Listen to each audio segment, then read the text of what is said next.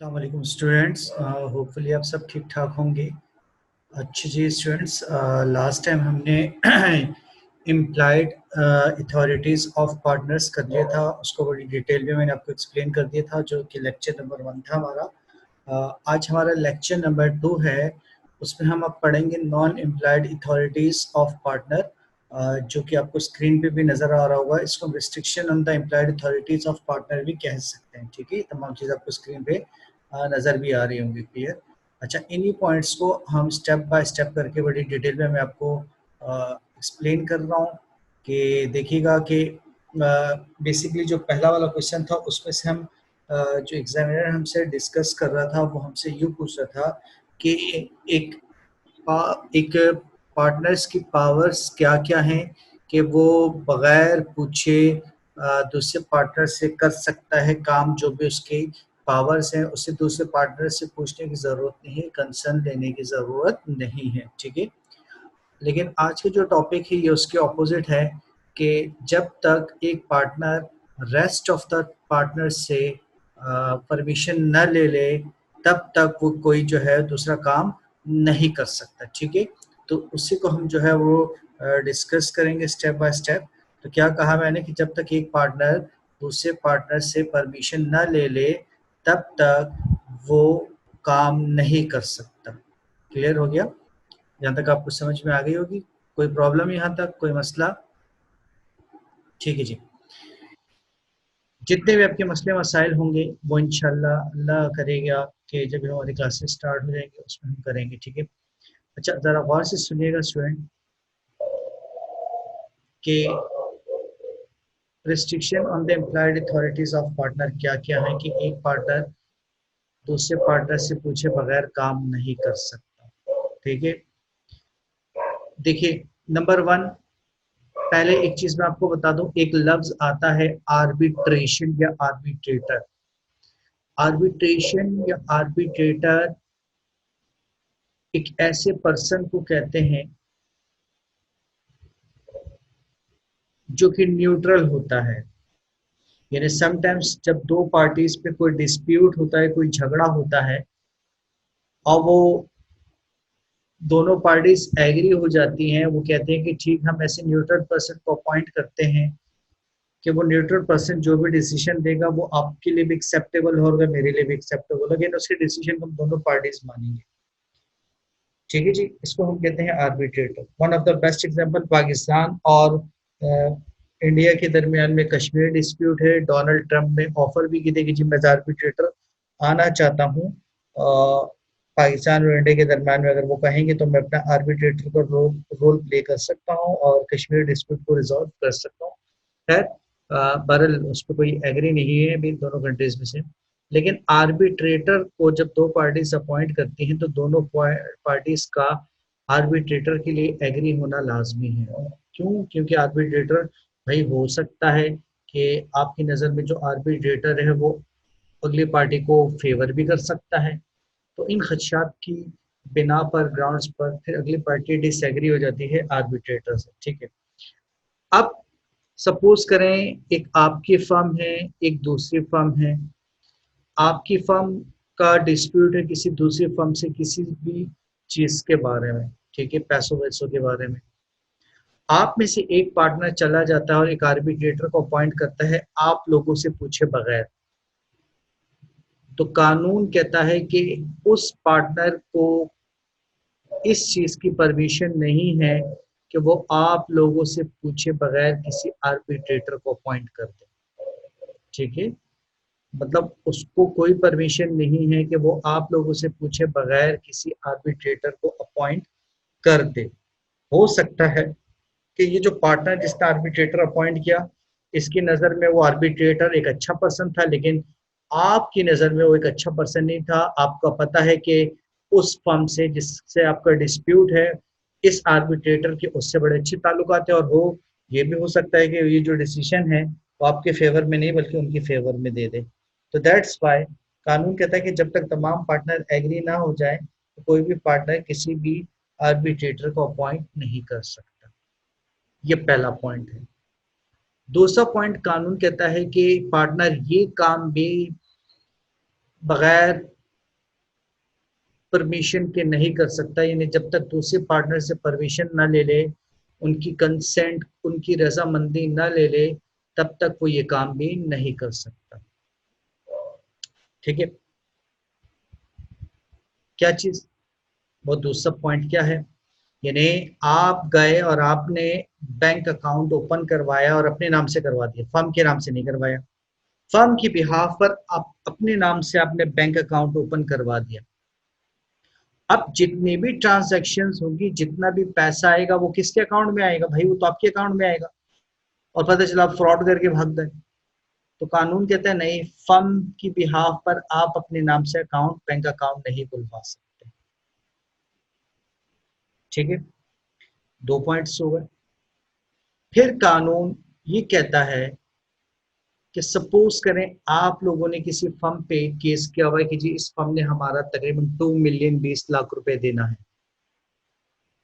ठीक है जी, केस चल रहा है, आप में से एक पार्टनर चला जाता है और अदालत में कहता है कि जी हमने जो सूट फाइल किया है, सूट कहते हैं केस करना, मुकदमा करना कानून की लैंग्वेज में, मैं उसको विड्रॉ कर रहा हूँ, मैं उस केस को खत्म कर रहा हूँ। कानून कहता है भाई जब तक तमाम पार्टनर एग्री ना हो जाएं मुकदमा खत्म करने के लिए, केस खत्म करने के लिए, तब तक आप उस सूट को विड्रॉ नहीं कर सकते। यानी इन शॉर्ट आपको पार्टनर से परमिशन लेने की जरूरत होगी। तो 3 पॉइंट्स मैंने समझा दिए, न तो आप आर्बिट्रेटर को अपॉइंट कर सकते हैं, न तो आप फर्म की बिहाफ पर अपने नाम से अकाउंट खुलवा सकते हैं, और न ही जो आपने मुकदमा किसी पे भी किया है उसको खत्म करवा सकते हैं विदाउट कंसेंट और without permission of other partners. अच्छा जी, चौथा पॉइंट कानून कहता है आप ये काम भी नहीं कर सकते कि अगर आप पे किसी ने मुकदमा किया हुआ, आपकी फर्म पे किसी ने मुकदमा किया हुआ झूठा कि जी आप लोगों ने उनके पैसे देने, आप पे लाइबिलिटीज है, आप में से एक पार्टनर कोर्ट में चला जाता है और एडमिट करता है कि सर यस, ये जो फर्म बात कर रही है सही कर रही है और हमें इनका पैसा देना है, तो कानून कहता है ये भी आप नहीं कर सकते जब तक तमाम पार्टनर्स एग्री नहीं होंगे, तो भी आप ये काम नहीं कर सकते, आपको हम परमिशन नहीं देंगे। ठीक है जी, ये होगा 4 पॉइंट्स हो गए। फिर कानून कहता है कि ये भी आपके पास पावर नहीं है कि आप फर्म की बिहाफ पर फर्म के लिए कोई भी इमूवेबल या मूवेबल प्रॉपर्टी खरीदे। ठीक है, इमूवेबल, सॉरी मूवेबल खरीद सकते हैं, इमूवेबल नहीं खरीद सकते।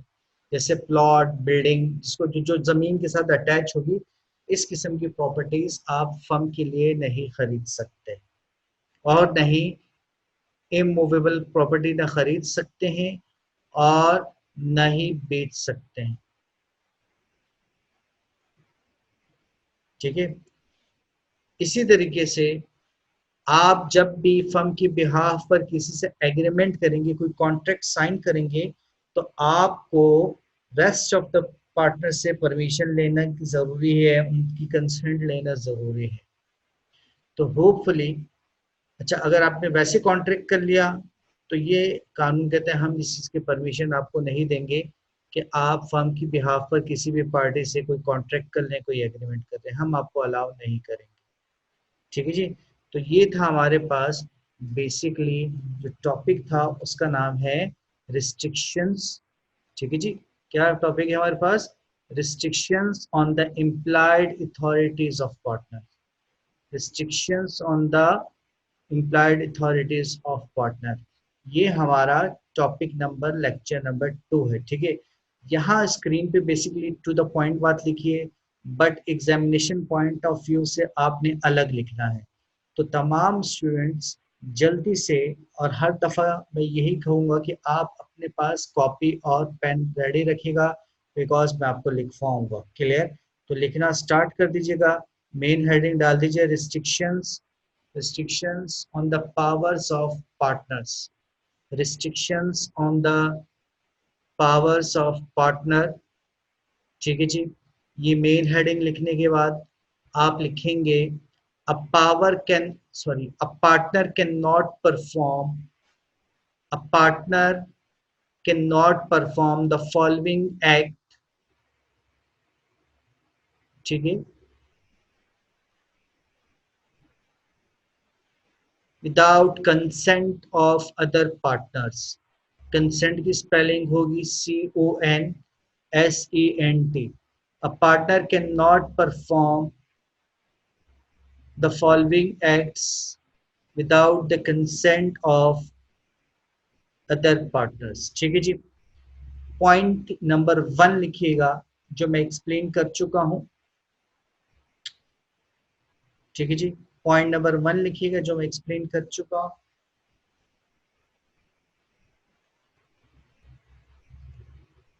जल्दी से पॉइंट नंबर 1 लिखवा रहा हूं. अच्छा, अब गौर से सुनिएगा. पॉइंट नंबर 1 है to submit, SUBMIT, to submit a dispute relating to the business of the firm. To submit a dispute relating to the business of the firm for arbitration. For arbitration. To submit a dispute relating to the business of the firm for arbitration. For arbitration. ठीक है जी. Point number 2 लिखिएगा. To open a bank account. To open a bank account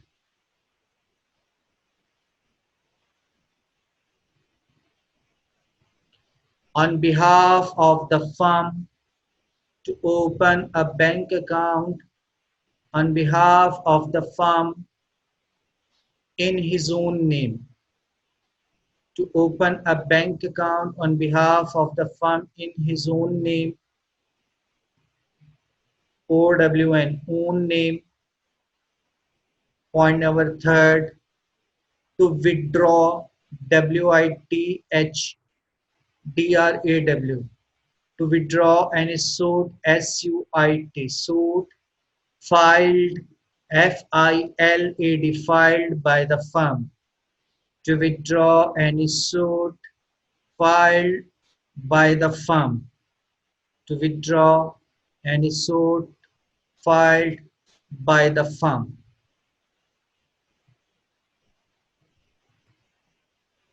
ठीक है जी. उसके बाद point number 5 लिखिएगा, sorry point number 4 लिखिएगा. To admit any liability. To admit any liability in a suit against the firm.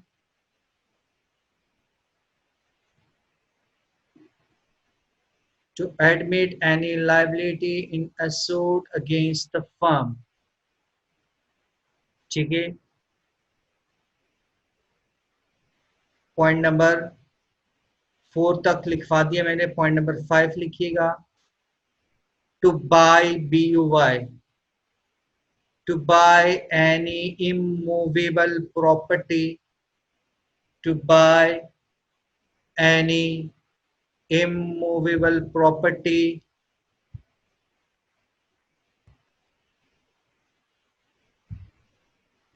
for the firm. For the firm.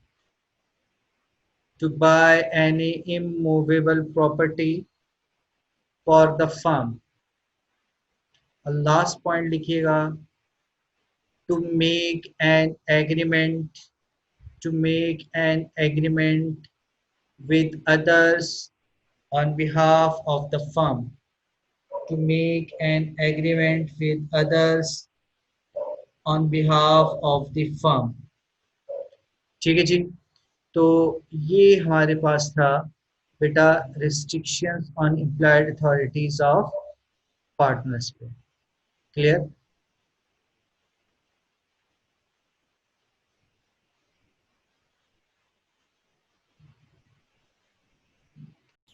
अच्छा जी students, एक question हम complete कर चुके हैं. ठीक है जी. वो हमारा पूरा क्वेश्चन था। आज का जो हमारा इसी के साथ कंटिन्यू में दूसरा क्वेश्चन है, उस क्वेश्चन का नाम है, ज़रा बेटा आप तमाम स्टूडेंट्स जो है वो क्वेश्चन लिख लें। मैं क्वेश्चन लिखवा देता हूँ ताकि आपको बाद में प्रॉब्लम ना हो। क्वेश्चन लिखिएगा जल्दी से। Define minor partner, define minor partner, ठीक है जी। Define minor partner and its and his position during minor partner and his position during minority। Minority कर दीजिएगा, दोबारा सुन लीजिएगा। Define minor partner and his position during minority, ठीक है जी। Also explain his position after majority, his position after majority,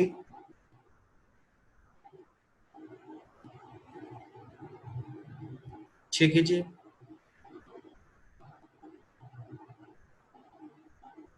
and his liabilities to become a partner and not to become a partner, to become a partner and not to become a partner, ठीक है जी। ये बेटा मैंने आपको पूरा question लिखवा दिया। Screen पे आपको ये चार चीजें नजर आ रही होंगी, ठीक है। अब जरा गौर से देखिएगा।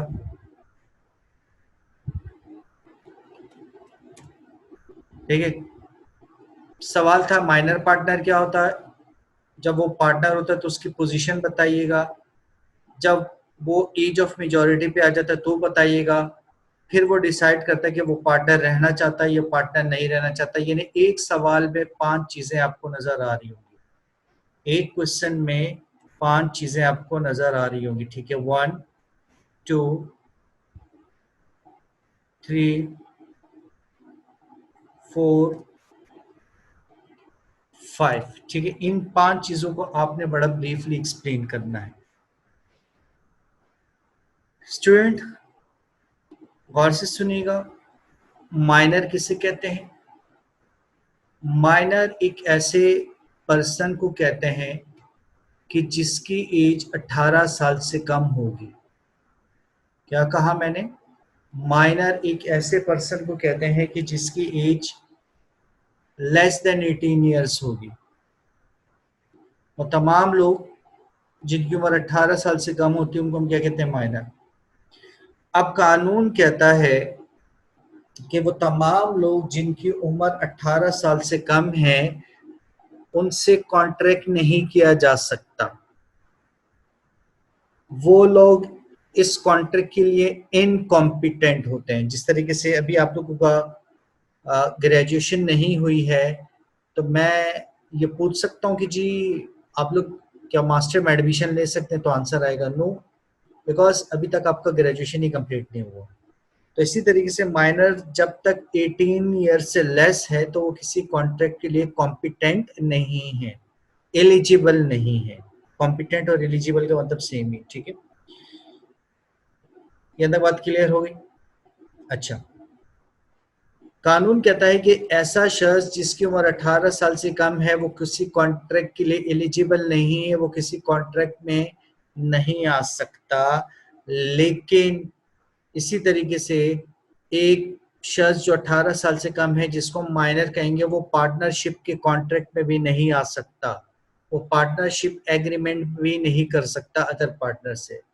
लेकिन कानून यहाँ पे कहता है कि अगर तमाम पार्टनर्स एग्री हैं उसको पार्टनर बनाने के लिए और उसके गार्डियंस हैं यानी उसके सरपरस्त हैं, तो फिर गार्डियंस उस माइनर के बिहाफ पे साइन करेंगे और तमाम पार्टनर्स अगर एग्री हो जाते हैं तो फिर वो शख्स माइनर एज अ पार्टनर बन सकता है। तो फिर ये शख्स क्या बन सकता है? पार्टनर बन सकता है। क्लियर हो गया? ठीक है जी। अच्छा, अब ये पार्टनर बन गया। कितने तरीकों से पार्टनर बन सकता है कि तमाम पार्ट, वैसे तो नहीं बन सकता, लेकिन कानून कहता है कि अगर तमाम पार्टनर्स एग्री और इसकी गार्डियन है तो जाहिर सी बात है वो साइन खुद नहीं करेगा, उसकी गार्डियन साइन करेंगे तो वो पार्टनर बन सकता है। अब जब वो पार्टनर बन गया तो वो क्या कुछ कर सकता है, तो उसके लिए उसने पूछा आपसे पोजीशन ड्यूरिंग माइनॉरिटी। जब वो पार्टनर बन गए तो उसके पास क्या राइट्स हैं या क्या ड्यूटीज हैं वो हमसे पूछ रहा है। तो बेटा पहला तो उसका राइट ये है कि जो भी प्रॉफिट होगा जो उसने डिसाइड किया होगा पार्टनर्स के साथ वो उसको मिलेगा। ठीक है, जो भी प्रॉफिट डिसाइड है वो उसका राइट है कि वो पार्टनर से फर्म से अपना प्रॉफिट हासिल करेगा जो एग्रीमेंट हुआ है, जितना भी उसने डिसाइड हुआ होगा। दूसरा उसका क्या हक बनता है, जो फर्म की अकाउंट्स की बुक है वो उनकी इंस्पेक्शन कर सकता है, उसकी कॉपीज ले सकता है।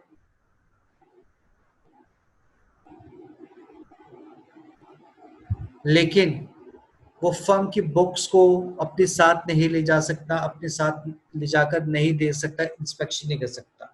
कॉपीज मिल सकती हैं बिकॉज उसमें सीक्रेट्स हैं, फर्म की सीक्रेट्स होती हैं ताकि वो सीक्रेट्स लीक आउट ना हो जाए।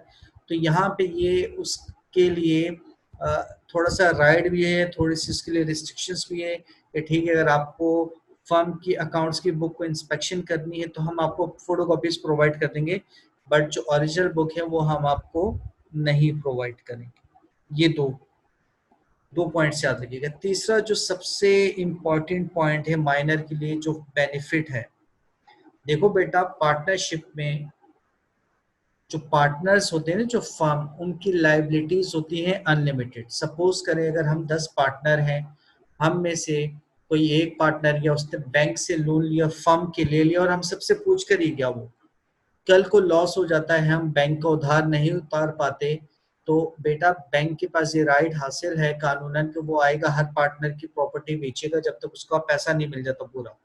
गाड़ी, बंगलो, प्लॉट, जो जो बैंक के हाथ लगता जाएगा वो बैंक बेचता जाएगा और अपने पैसे रिकवर करता जाएगा।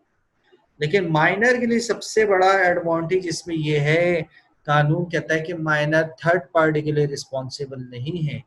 अगर 10 पार्टनर हैं, 10 में से एक माइनर है तो उसका मतलब नौ एज ऑफ मेजोरिटी है, बैंक से लोन लिया, आपने एचबीएल से लोन लिया और फिर बाद में आप डिफॉल्ट कर गए तो 9 पार्टनर्स पे बैंक केस कर सकता है, उनकी प्रॉपर्टी बेच सकता है। माइनर की प्रॉपर्टी बैंक नहीं बेच सकता। तो इसका मतलब क्या हुआ कि सिर्फ और सिर्फ माइनर जो रिस्पॉन्सिबल होगा लॉस पे only to the extent of his capital, यानी जितना उसने पैसा लगाया वो पैसा ही माइनर का जाएगा। इसके अलावा माइनर की पर्सनल प्रॉपर्टी पे थर्ड पार्टी हाथ नहीं डाल सकती। ठीक है, तो 3 पॉइंट्स क्या है, जो भी एग्रीड शेयर ऑफ प्रॉफिट है वो उसको मिलेगा, अकाउंट की बुक्स की इंस्पेक्शन करेगा लेकिन उसकी फोटोकॉपी मिलेगी, ओरिजिनल मिलेगी। जो भी लॉस होगा थर्ड पार्टी का, उस लॉस के लिए माइनर जिम्मेदार नहीं होगा। चौथा है माइनर मैनेजमेंट में पार्टिसिपेट भी नहीं कर सकता, माइनर को मैनेजमेंट में पार्टिसिपेट करने के लिए परमिशन नहीं है।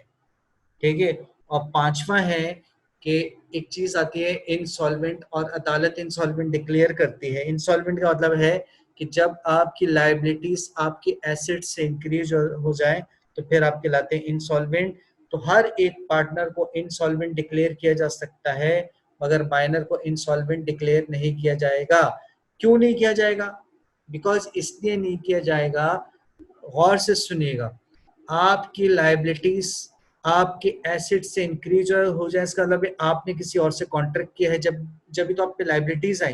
लेकिन माइनर तो किसी और से कॉन्ट्रैक्ट कर ही नहीं सकता, तो इसलिए उस पर क्या लाइबिलिटीज आनी और क्या उसकी लाइबिलिटीज एसेट से इंक्रीज होनी है। सो देयरफॉर कोर्ट कहता है ये टेक्निकल पॉइंट है, हम माइनर को इंसॉल्वेंट डिक्लेयर नहीं कर सकते और माइनर इंसॉल्वेंट डिक्लेयर नहीं होगा। तो ये था आपको जो मैंने क्वेश्चन लिखवाया उस क्वेश्चन नंबर 2 का answer.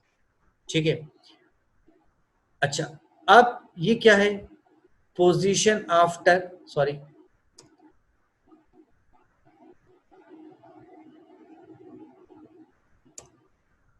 Position after majority. Third point में दोबारा लिख देता हूं यहाँ पे,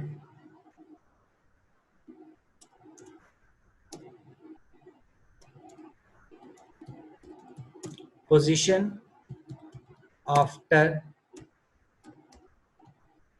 ये जो बेटा मेजॉरिटी का मतलब है ना, इसका मतलब है जब आप 18 साल के हो जाएंगे, ठीक है, जब आप 18 साल के हो जाएंगे तो फिर आपकी क्या पोजीशन होगी। ये आपसे एग्जामिनर ने क्वेश्चन नंबर 3 पूछा है। मतलब ये है कि आप एक पार्टनर थे, जब आप पार्टनरशिप में आए तो बेटा उस वक्त आपकी एज 18 साल से कम थी, आप 17 साल के थे। एक साल के बाद आप 18 साल के हो गए। अब कानून कहता है कि बेटा अब आपने डिसाइड करना है whether you want to continue the firm और whether you want to leave the firm, ठीक है। तो कानून कहता है कि जब आप 18 साल के हो गए तो 18 साल के बाद आपके पास 6 महीने का टाइम है। कितने महीने का टाइम है? 6 महीने का। आप 18 साल के हो गए, 6 महीने के अंदर अंदर आपने फर्म को बताना होगा, अपने पार्टनर्स को बताना होगा कि आप उनके साथ कंटिन्यू करना चाहते हैं या कंटिन्यू नहीं करना चाहते, ठीक है। आपने उनको नोटिस देना है। अगर 6 महीने गुजर जाते हैं, आप खामोश रहते हैं, तो कानून कहता है हम ऑटोमेटिकली एज्यूम करेंगे, हम ऑटोमेटिकली एज्यूम करेंगे कि आप उनके पार्टनर हैं और आप कंटिन्यू कर रहे हैं। आपको खामोश नहीं रहना चाहिए, यस और नो में जवाब देना चाहिए। अगर आप खामोश रहे तो ऑटोमेटिकली लॉ एज्यूम करेगा कि आप उनके क्या हैं, पार्टनर हैं, ठीक है जी। अच्छा, आप सपोज करें डिसाइड कर देते हैं कि आप पार्टनरशिप में कंटिन्यू करना चाहते हैं, तो अब वो चौथा क्वेश्चन आ गया। जब आप कंटिन्यू करना चाहेंगे अब आप पे क्या जिम्मेदारी आएंगी, क्या राइट्स होंगी, क्या ड्यूटीज होंगी। तो पहली जो लायबिलिटी अब आप पे आएगी बेटा, आप पे लायबिलिटी बिल्कुल इसी तरीके से आ जाएगी कि जिस तरीके से एक एज ऑफ मेजॉरिटी पर आती है। जिस तरीके से आप पे लायबिलिटीज पहले कम थी, अब चूंकि आप एज ऑफ मेजॉरिटी पे आ गए तो जिस तरीके से अदर पार्टनर्स पे लायबिलिटीज है, अब आप भी उसी तरीके से लायबल हो जाएंगे। अब आपको माइनर वाले मजे नहीं मिलेंगे, ठीक है। जो माइनर वाली रिलैक्सेशन थी, फ्लेक्सिबिलिटी थी, वो आपको नहीं मिलेगी। तो पहला तो आप पे ही आ जाएगा।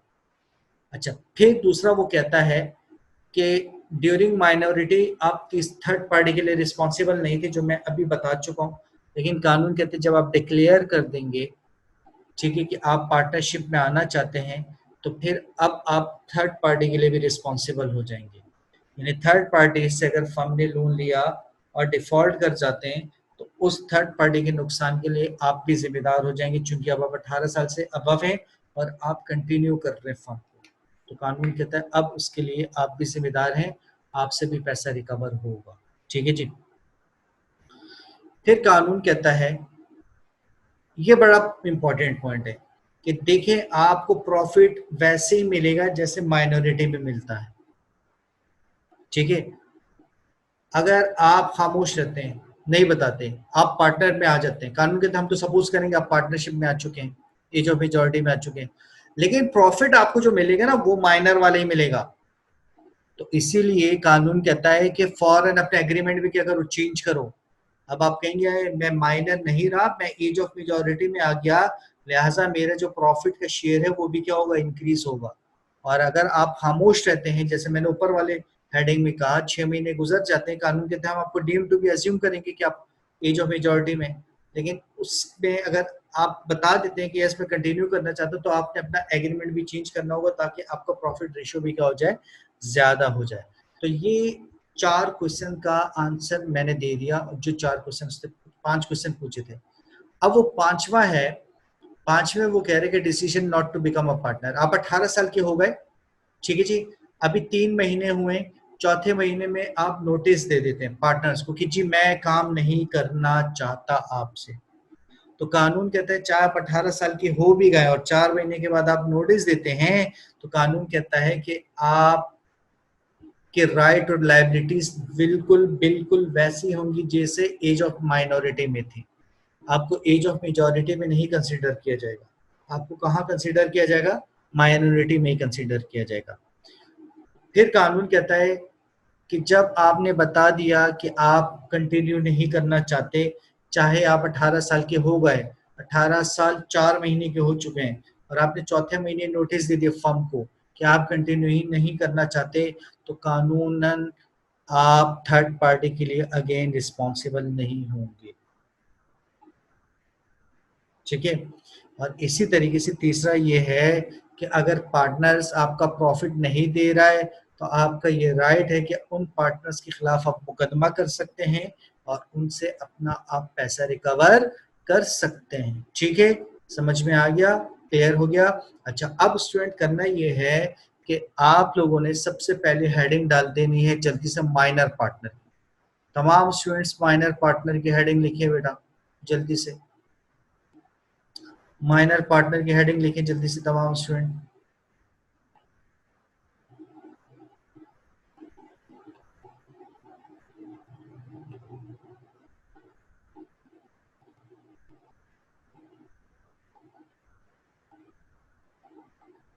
जल्दी से लिखिए बेटा।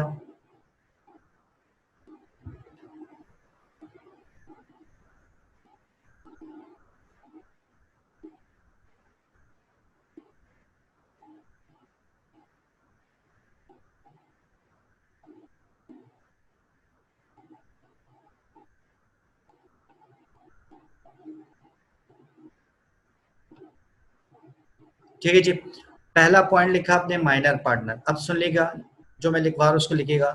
A minor is a person, minor is a person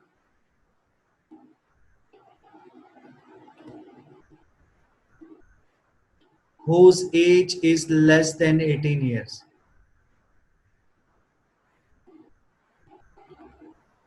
A minor is a person whose age is less than 18 years. 1 8.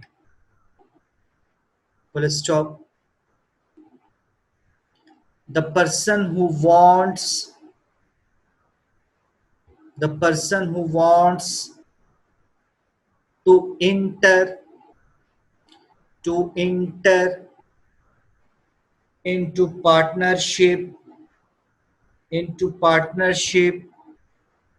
must be competent to contract, must be competent to contract.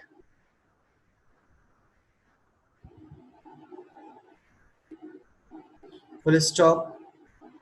As a minor is not competent to contract, as a minor is not competent to contract,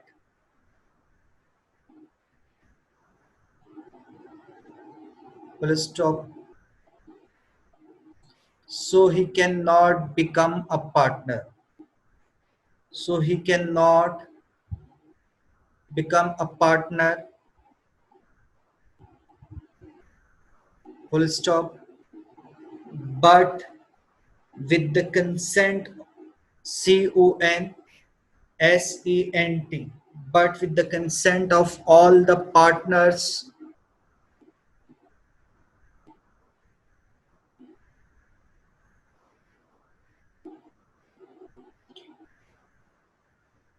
and on the behalf of guardians,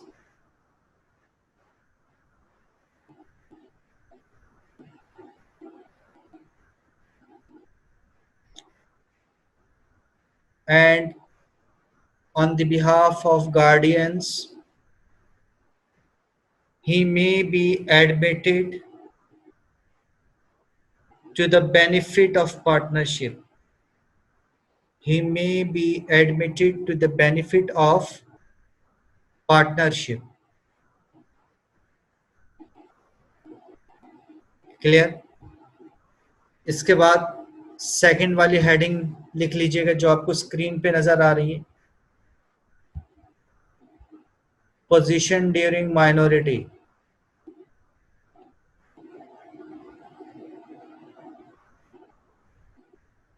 position during minority.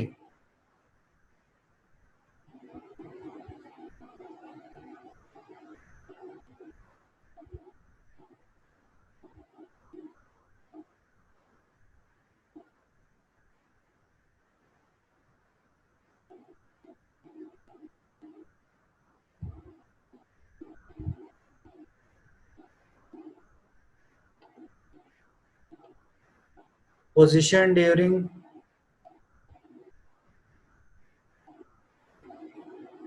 Minority.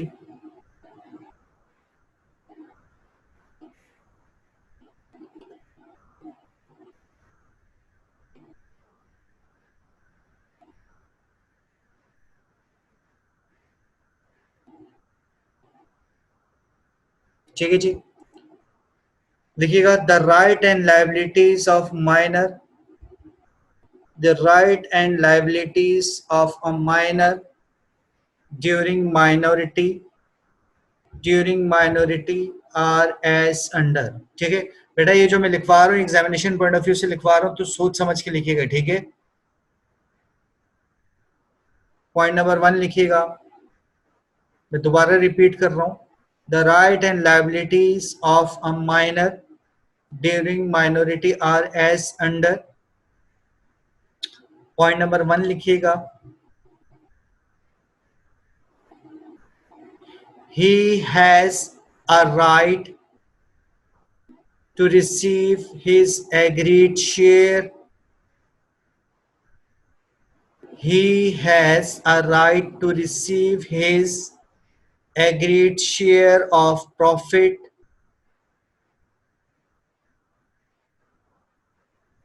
Point number 2 लिखिएगा,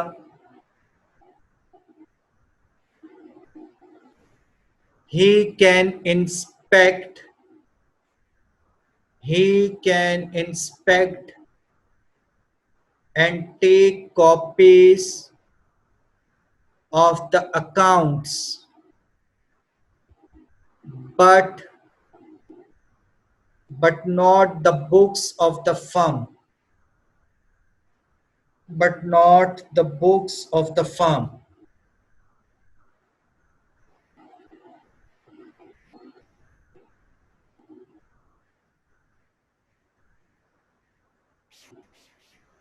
Point number 3, he is not personally liable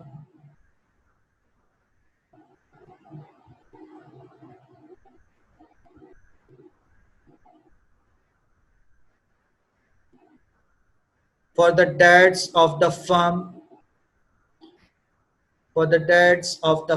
DEBTS, debts of the firm for the third party, HPL bank वगैरह जैसे हमने example दी थी। Point 4 लिखिएगा,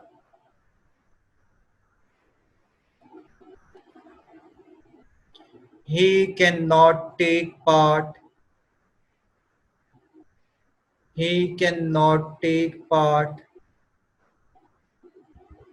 in the management of the business। He cannot take part in the management of the business।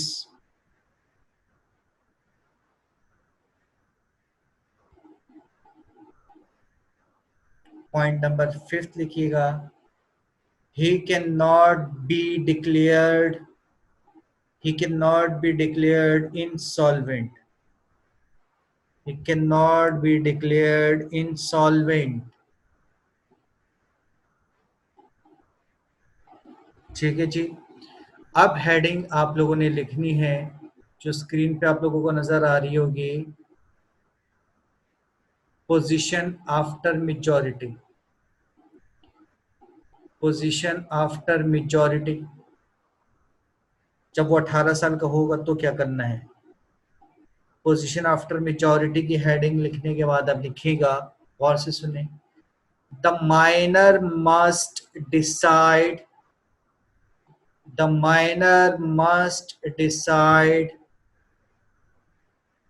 within 6 months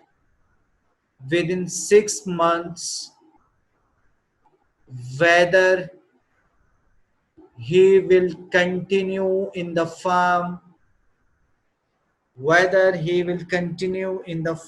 or leave it।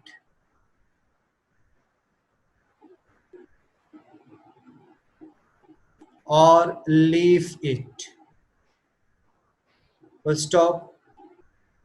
He should give public notice He should give public notice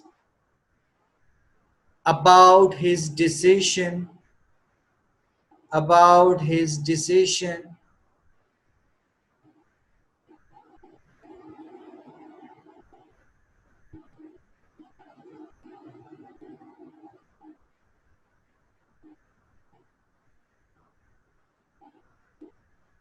Full stop. If he fails to do so, if he fails to do so,